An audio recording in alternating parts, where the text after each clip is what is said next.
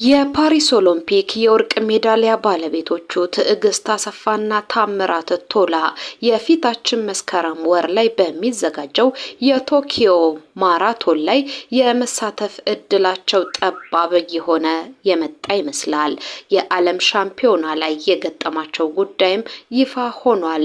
ጥርጣሬዎችም እየተቀመጡ ነው። በዝርዝር እንነግራቸዋለን። ጀግናው አትሌታችን ኃይሌ ገብረስላሴ የወርቅ ሜዳሊያዎቹን ለአንዲት ቤተክርስቲያን አበርክቷል። ይህንንም ያደረገበትን ጉዳይ ከራሱ አንደበት እንሰማዋለን። በሌላው ጉዳያችን ከአትሌት አባዲ ጋር በተያያዘ ስሙ በስፋት ሲጠለጠል የነበረው አሰልጣኝ ህሉፍ ይህደጎ እውነቱ ያለው እኔ ጋር ነው እያለ ነው።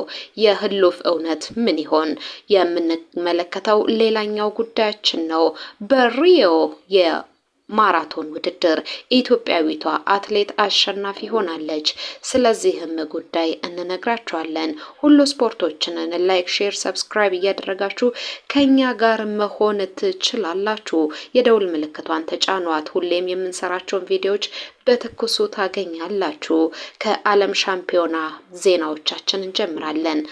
አትሌት ትዕግስት አሰፋና አትሌት ታምራት ቶላ በቶኪዮ የዓለም ሻምፒዮና የመሳተፋቸው ጉዳይ ጥያቄ ውስጥ ገብቷል።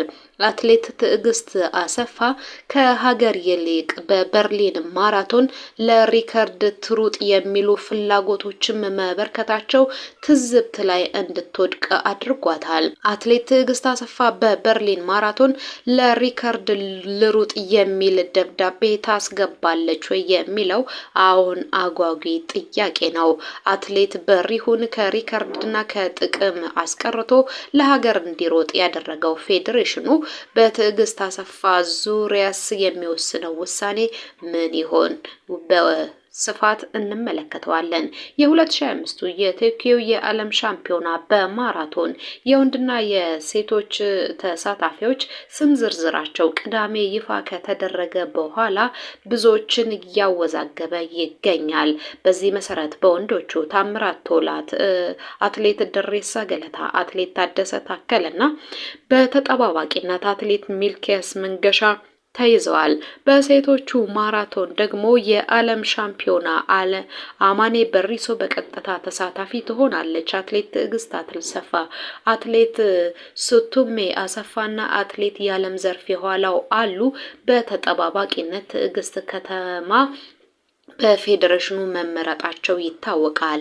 ይህ ከታወቀ በኋላ እንደተለመደው የአትሌቲክሳችን ጉዳይ ውዝግቡን ይዞ መጥቷል። ምርጫው በርካቶች ከ2025 የቶኪዮ የዓለም ሻምፒዮና በማራቶን ከወዲሁ ወርቅ እንዲያልሙ ተስፋ የሰነቁበት ሆኗል።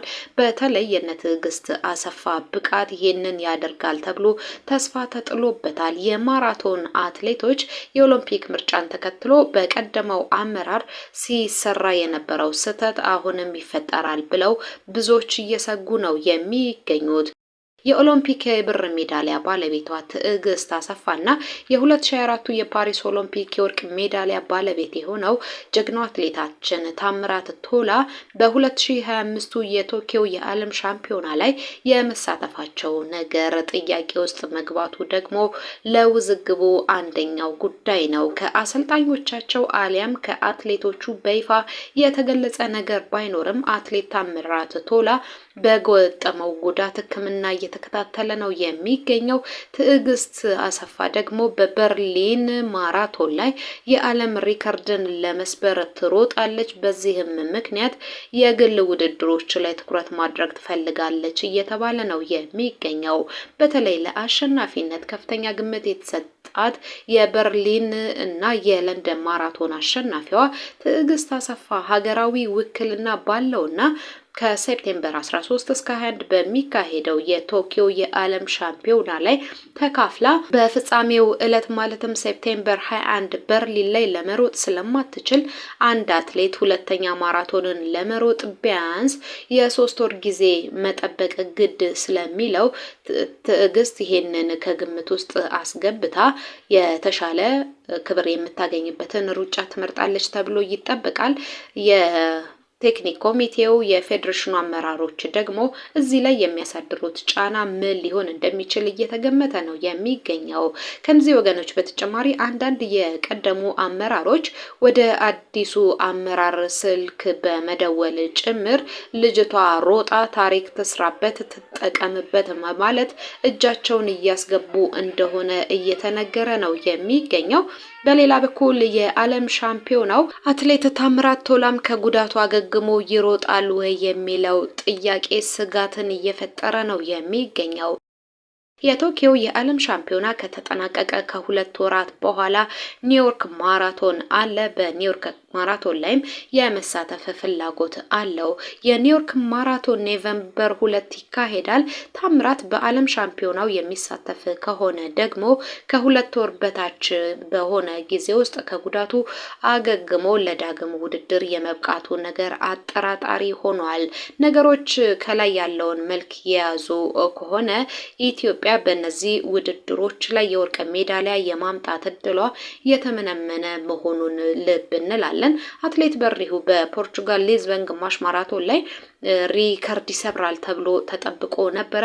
ከፍተኛ የሆነ ጥቅምም ተዘጋጅቶለት ነበረ።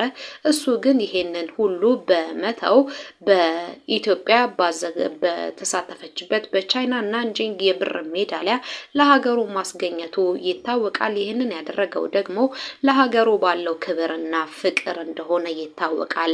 ትዕግስትና ታምራት ቶላ ምን ይወስኑ ይሆን? እንደ ጀግናው አትሌታችን ውሳኔው ለሀገራቸው የሚጠቅም ይሆን? ጊዜው ሲደርስ እኛ መረጃዎችን እየተከታተልን እንነግራችኋለን። እናንተስ ምን ትላላችሁ? ሀሳባችሁን አጋሩን። ወደ ሌላኛው ጉዳያችን ተሻግረናል። ኃይሌ ገብረስላሴን እናገኛለን። ኃይሌ ገብረስላሴ ከማህበረ ቅዱሳን ሚዲያ ጋር በነበረው ቆይታ አንድ ጉዳይን ተናግሯል። ከልጅነቴ ጀምሮ በኢትዮጵያ ኦርቶዶክስ ተዋሕዶ ቤተክርስቲያን ነው ያደግኩት። ለስኬቴ መሰረትም ይህቺ ቤተክርስቲያን ነች። ለዚህ ሁሉ ደግሞ ለክብሯ ባይመጥንም የ2 የኦሎምፒክ የድል ወርቆችን ሰጥቻለሁ። የሰጠሁት ደግሞ ለእንጦጦ ኪዳነ ምሕረት ነው። በየወሩም እዛ መሄድን አልቀርም። ለሷ ያለኝ ክብር ይሄን ያክል ነው። ለሀገሬም ደግሞ ያን ያክል ፍቅር አለኝ። ከእግዚአብሔር ጋር ያለ ሰው ሁሌ ማሸናፊና ጠንካራ ነው ሲል ነው የተናገረው። አትሌት ኃይሌ በተለይም ዛሬ ለደረስኩበት ደረጃ ያገዘኝ በእግዚአብሔር ላይ ባለኝ ከፍተኛ እምነት እንዲሁም ጠንክሬ መስራቴ ነው ሲል ይናገራል። እኔ በሰከንዶች ውስጥ ሚሊዮኖችን እንዳገኘሁት ሁሉ በሰከንድ ውስጥም ብዙ ሚሊዮን የሚያሳጣ አደጋ ደርሶብኛል ሲል ነው የተናገረው። አክሎም ወጣቶች በውስጣችሁ ባለው አቅምና ኃይል ልትሰሩበት ይገባል። ለዚህ በመጀመሪያ ራሳችሁን መጠበቃችሁን ዲሲፕሊንን መከተላችሁን ማወቅ አለባችሁ። ከእግዚአብሔር ጋር ያላችሁ ግንኙነት ደግሞ ጥብቅ ሊሆን ይገባል። እሱን ሳትይዙ ምንም ነገር ማድረግ አትችሉም ሲል ነው የተናገረው። ሁላችንም በህይወታችን ውስጥ የእግዚአብሔርን 10ቱን ትእዛዛት ማክበር አለብን።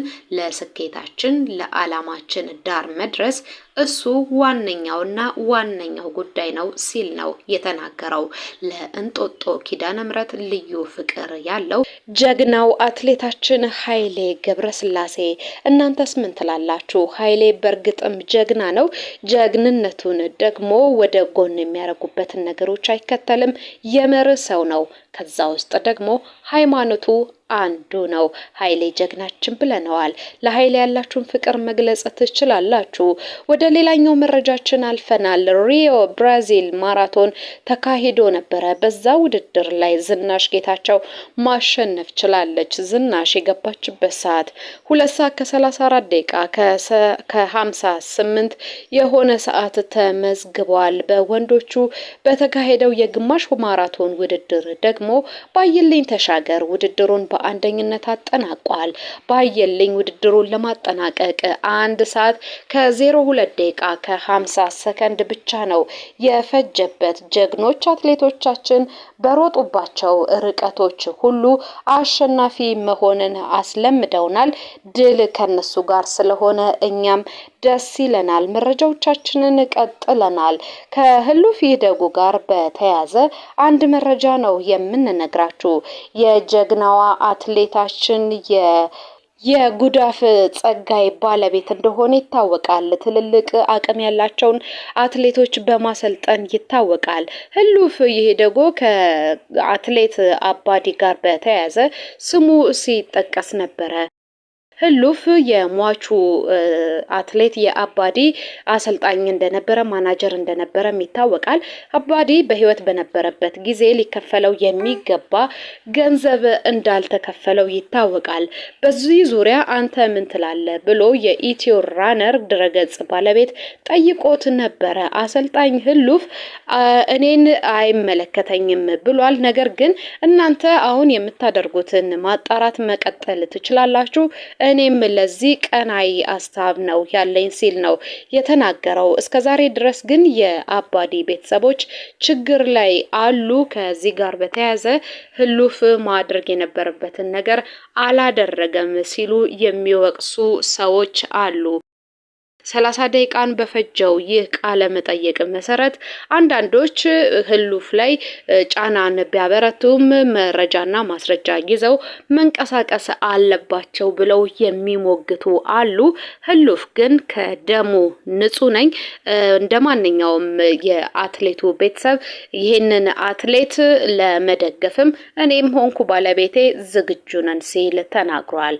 ወደ ሁሉ ስፖርት ቤተሰቦች ለዕለቱ ያልናቸውን መረጃዎቻችንን አበቃን። በቸር ዋሉልን።